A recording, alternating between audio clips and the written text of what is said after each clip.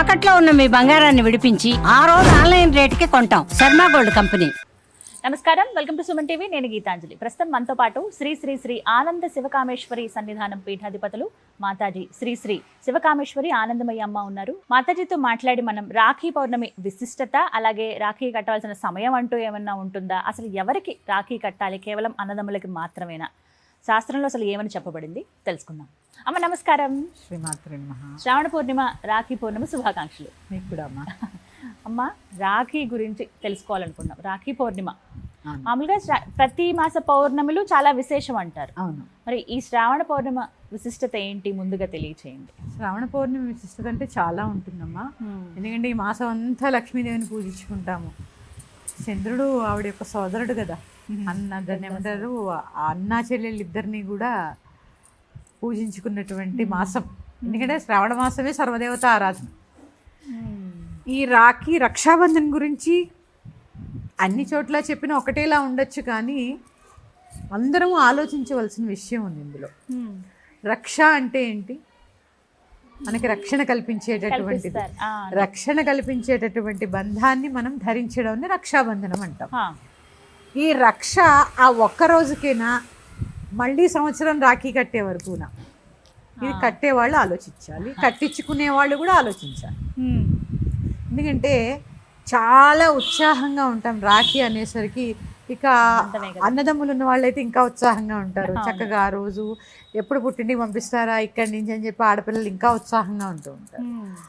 ఇది ఈ రాఖీ పౌర్ణమి గురించి అందరికీ చాలా సంతోషం. ఆ సమయంలో అన్నదమ్ములు ఆప్యాయత, కలవడము, వీళ్ళింటికి వాళ్ళు వెళ్ళడము, ఇదంతా. ఎందుకంటే ఒక పండగని ఎలా సెలబ్రేట్ చేసుకుంటామో అలా రాఖీని కూడా మనం సెలబ్రేట్ చేసుకుంటాం. కానీ రక్షాబంధనం అనేది ఆ ఒక్క రోజుకే పరిమితమా? అన్నదమ్ముల యొక్క, అక్క చెల్లెల యొక్క అనుబంధము ఎప్పటికీనా? ఎందుకంటే అమ్మా, అనుబంధాలు చాలా తగ్గిపోతున్నాయి, తగ్గిపోతున్న రోజు. ఒక రకంగా చెప్పాలంటే ఆడపిల్లకి కష్టం వస్తే అక్కడికి వెళ్ళలేని పరిస్థితి, అన్నదమ్ములకి ఏదైనా కష్టం వస్తే వీళ్ళని అడగలేని ఆడపిల్లల్ని అడగలేని పరిస్థితి. ఇక్కడ ఏమవుతుంది అంటే ఈ అనుబంధాలన్నీ కూడా ఆర్థిక వనరులతోటి ముడిపడి ఉంటున్నాయి, ఫినాన్షియల్గా ముడిపడి ఉంటున్నాయి. ఎప్పుడైతే ఫినాన్షియల్గా ముడిపడి ఉంటున్నాయో ఈ ఆర్థిక సంబంధాలన్నీ కూడా బలహీనమైపోతున్నాయి. అందుకని రక్షాబంధన్ చేసుకోవద్దని నేను చెప్పట్లే, ఆ రక్షాబంధన్కి ఇంకా విలువ ఇవ్వాలని చెప్తున్నాను. అంటే ఇక్కడ రకరకాలుగా చూస్తూ ఉంటాం. అంటే మామూలుగా నేను అడగాలనుకున్నా, శాస్త్రంలో అసలు ఇలా ఉందా అమ్మా?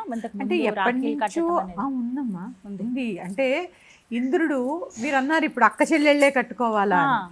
ఇంద్రుడు ఒక యుద్ధంలో ఓడిపోయేటటువంటి సందర్భం వచ్చినప్పుడు శచీదేవి ఆయన యొక్క భార్య చేత ఈ రక్షాబంధనం ధరించి వెళ్ళి ఆ యుద్ధంలో గెలిచి వచ్చాడని చెప్తూ ఉంటారు. సాధించారు.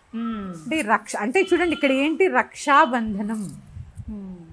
భార్యాభర్తలు ఉన్నాము, ఆయనకి నేను రక్ష, నేను ఆయనకి రక్ష, మన ఇద్దరం మళ్ళీ ఎవరికి రక్ష? దేశానికి రక్ష. దేశానికి రక్ష అవ్వాలి కదా. అంటే భక్తి అనే కోణం ఏదైతే ఉందో ఈ భక్తిలో దేశభక్తి కూడా ఉంది. ఇది అందరూ గ్రహించగలగాలి. అసలు ఈ దేశంలోనే మనం పుట్టకపోయి ఉంటే ఈ ధర్మం గురించి ఇంత తెలుసుకునే వాళ్ళం కాదు. నిజం. అందుకని చాలా భారతదేశంలో పుట్టడము, ఇలాంటి ధర్మంలో పుట్టడము నిజంగా నా పూర్వజన్మ సుకృతం. అందుకని నువ్వు నాకు రక్ష, నేను నీకు రక్ష, ఏదైనా అవసరమైతే మన ఇద్దరం దేశానికి రక్ష. ఇది అన్నదమ్ములే కట్టుకోవాలా? ఇప్పుడే చెప్పాను, ఇంద్రుడికి ఆయన భార్య కట్టింది అని చెప్పి. పరస్పరం ఒకరికి ఒకరు ఎవరైతే రక్షగా ఉంటారో కట్టుకోవచ్చు. ఇట్లా సంవత్సరానికి ఒక్కసారి అన్నదమ్ములు ఎక్కువ కలవలేరు కదమ్మా. భార్యాభర్తలు అంటే ఎప్పుడు కలిసే ఉంటారు, అన్నదమ్ములు కలవలేరు, ఎక్కడో దూరంలో ఉండొచ్చు, కొంతమంది ఫారెన్ లో ఉండొచ్చు. ఇట్లా సంవత్సరానికి ఒక్కసారైనా కూడా కలుస్తారని చెప్పి ఇంతకన్నా విశేషమైనది ఉందమ్మా మన సాంప్రదాయంలో. కార్తీక మాసంలో వచ్చే కృష్ణపక్షంలో వచ్చేటటువంటి తదియ రోజు భగినీ హస్త భోజనం అని ఉంటుంది. 5 రోజులు, ధనత్రయోదశి, నరక చతుర్దశి, దీపావళి అమావాస్య, పాడ్యం ఉంటుంది, తర్వాత విధియ. ఈ విధియ రోజు భగినీ హస్త భోజనం ఉంటుంది. అది ఎందుకు ఉంటుంది? సాధారణంగా పూర్వము ఒకసారి కన్యాదానం చేసిన తర్వాత ఆడపిల్లలు ఇంటికి వచ్చి భోంచేసేవారు కాదు. అంటే శాస్త్ర ప్రకారం సమ్మతం కాదు. ఒకసారి దానం చేసేసిన తర్వాత ఈ ఆడపిల్లల ఇంటికి వెళ్ళి భోజనం చేసేవారు కాదు. మరి ఆవిడకి కూడా ఉంటుంది కదా, తన వాళ్ళు రావాలి తన ఇంటికి అని చెప్పి ఆ సంవత్సరానికి ఒక్కసారైనా కూడా ఆ అన్నదమ్ములు రావడము.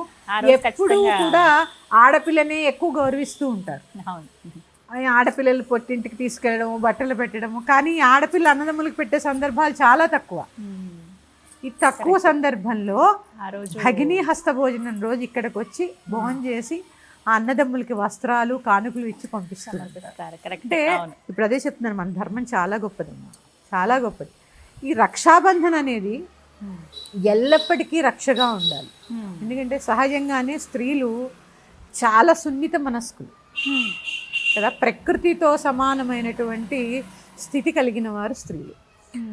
అలాంటప్పుడు ఆవిడకి ఏదైనా కష్టం వస్తే పుట్టింటి వారు, ఎందుకంటే తల్లిదండ్రులు వయోవృద్ధులైపోతారు, అన్నదమ్ములు ఏమొద్దు, ధనపరంగాను సహాయం చేయవద్దు. ఎందుకంటే ఎవరి రెక్కల కష్టం వాళ్ళదే ఈ రోజుల్లో.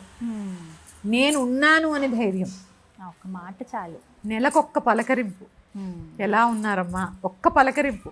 తను చేయలేకపోవచ్చు, ఎందుకంటే ఎన్నో పని ఒత్తిళ్ళు, అత్తమామలు, పిల్లలు, తన కుటుంబ బాధ్యతలు తనకి చాలా ఉండవచ్చు. ఒక్క పిలుపు, ఎలా ఉన్నావు అనే ఒక్క పిలుపు ఆ అమ్మాయికి కొండంత ధైర్యాన్ని ఇస్తుంది. ఇది నేను చెప్పేది అదే అమ్మ, రక్షాబంధనం అంటే ఏదో ఒక రోజుతో అనుబంధం పెనవేసుకునేది కాదు, ఎల్లప్పటికీ కూడా అనుబంధంతోనే ఉండాలి. ఈ రక్షాబంధనం అనే పర్వదినాన్ని జరుపుకుంటూ, ఎందుకంటే ఇది పండగ కదా, ఇప్పుడే చెప్పాం పర్వదినం అని, ఈ పండగని జరుపుకుంటూ ఎప్పుడూ కూడా ఇలాగే ఉండాలి అని చెప్పి మనస్ఫూర్తిగా ఒకళ్ళకొకళ్ళు ప్రామిస్ చేసుకోవడమే ఈ రక్షాబంధనం. కానీ ఈ రోజుల్లో చూస్తున్నాం కదమ్మా, అంటే ఇంతకు ముందు మామూలుగా ఇలా తాడు, ఇలా దారం వీటితో ఉండేవి, తర్వాత రకరకాలుగా మారాయి, వెండివి, బంగారు రాఖీలు, ఇలా రకరకాలుగా వచ్చేసినాయి. అదే అమ్మా, ఇప్పుడు అక్క చెల్లెళ్ళు కూడా తమ్ముడికి వెండి రాఖీ కట్టామా, బంగారు రాఖీ కట్టామా అనే తప్ప, నేను ఇది కట్టాను వాళ్ళు ఏమి ఇస్తారు, ఈ కాన్సెప్ట్లోనే పండగ అంతా వెళ్ళిపోతుంది. కానీ ఈ మళ్ళీ తిరిగి ఇవ్వటం బహుమానం, ఈ డబ్బులు కానీ ఈ ఆచారం ఎందుకు వచ్చిందమ్మా? అది కూడా ఆడపిల్లలకి ఏదైనా పెట్టడం పసుపు కుంకుమ సాంప్రదాయం కదమ్మా. ఆడపిల్లల్ని ఎప్పుడు గుట్టి చేతులతో పంపించారు కదా, ఎందుకంటే ఆడపిల్ల ఆ ఇంటికి మహాలక్ష్మి అనుకుంటారు కాబట్టి అక్క చెల్లెళ్ళని చక్కగా పసుపు కుంకుమ ఇచ్చి వాళ్ళ శక్తి కొలది పంపిస్తూ ఉంటారు. వాళ్ళు తృప్తిగా ఇవ్వాలి, వీళ్ళు ఇచ్చినది దాంతో తృప్తి పడాలి, అప్పుడే వాళ్ళకి మంచి ఆశీస్సులు లభిస్తూ ఉంటాయి. ఎప్పటికీ ఏం పెట్టినా పెట్టకపోయినా చెప్తున్నాను, ఇప్పుడు అదే చెప్తున్నాను, అనుబంధం అనేది ఎప్పటికీ ఒకేలాగా ఉండాలి. ఎందుకంటే ఒక తల్లి గర్భంలోంచి వచ్చిన వాళ్ళం, కరెక్ట్. ఎందుకంటే తన భర్తని తను ఎన్నుకోవచ్చు, కానీ తన అక్క చెల్లెల్ని, అన్నదమ్ముల్ని భగవంతుడి కృప చేత ఒకే తల్లి గర్భం నుంచి పుడతాం, దాన్ని రక్త సంబంధం అంటాం. అందుకని ఎల్లప్పుడూ కలిసి ఉండాలి ఈ అనుబంధం. రక్షాబంధనం చేసుకుంటూ ఒకళ్ళని రక్ష అని చెప్పుకుంటూ, ఆడపిల్లలకి మగపిల్లల రక్ష, అన్నదమ్ముల రక్ష, అన్నదమ్ములకి ఆడపిల్లలు రక్ష. ఇప్పుడు సోదరులు లేని ఆడపిల్లల పరిస్థితి ఏంటి మరి? వారు ఎవరికి కట్టచ్చు రాఖీ? ఎవరైతే మిమ్మల్ని అక్క చెల్లెళ్ళ భావిస్తూ ఉంటారో వాళ్ళకి కట్టచ్చు, లేదా ఇప్పుడు కొంతమంది తండ్రికి కడుతూ ఉంటారు. ఇంటిలో మగపిల్లలు లేని వాళ్ళు తండ్రికి కడుతూ ఉంటారు. కొన్ని సాంప్రదాయంలో లేదు, అక్క చెల్లెళ్ళు కూడా కట్టుకుంటూ ఉంటారు రాఖీ. అలా కూడా అందుకే అంటే కొన్ని నేను చూసానమ్మా, కృష్ణయ్యకి రాఖీ కడతారు కొంతమంది, వినాయకుడికి కడుతూ ఉంటారు రాఖీ. అవును, ఎందుకంటే వినాయకుడు నిజంగా కూడా మనకు అన్నగారు. ఎందుకంటే వాగర్ధావివ సంపృక్తో వాగర్ధ ప్రతిపత్తయే జగతః పితరో వందే పార్వతీ పరమేశ్వరు. మనకి మొత్తం జగత్తంతటికీ కూడా జగత్పిత, జగత్తంతటికీ కూడా తల్లి అమ్మ. అందుకని చూసుకుంటే మనకి కార్తికేయుడు, చక్కగా వినాయకుడు ఇద్దరు అన్నగారులే, వాళ్ళకు కూడా కట్టచ్చు. భగవంతుడికి రాఖీ కట్టేటటువంటి అదృష్టం రక్ష కదా. అదే చెప్తున్నానమ్మా, ఇది రక్షాబంధనం అంటే రక్ష, నేను నీకు రక్షగా ఉన్నాను అని చెప్పి ఒక బంధనం కట్టుకోవడం. అది ఒక రోజుతో కాదు, ఎల్లప్పుడూ కొనసాగాలి ఆ ప్రేమానుబంధం అనేది. చాలా చక్కగా చెప్పారు. అంటే కొత్తగా తెలుసుకోవాల్సిన విషయాలు పండగ అంటే కేవలం ఈ విధంగా రాఖీ కట్టేయటం ఇలా. ఎందుకంటేనమ్మా విలువలతో కూడినవే పండుగలు, ఆ విలువల్ని ఎప్పుడూ మనం కాపాడాలి. అసలైన అంతరార్థం పరమార్థాలు ఏంటనేవి తెలిస్తే పండక్కి అప్పుడు ఇంకా చక్కగా ఆనందంగా జరుపుకుంటాం. సంతోషమా? శ్రీమాత్రే నమః. శ్రీమాత్రే నమః.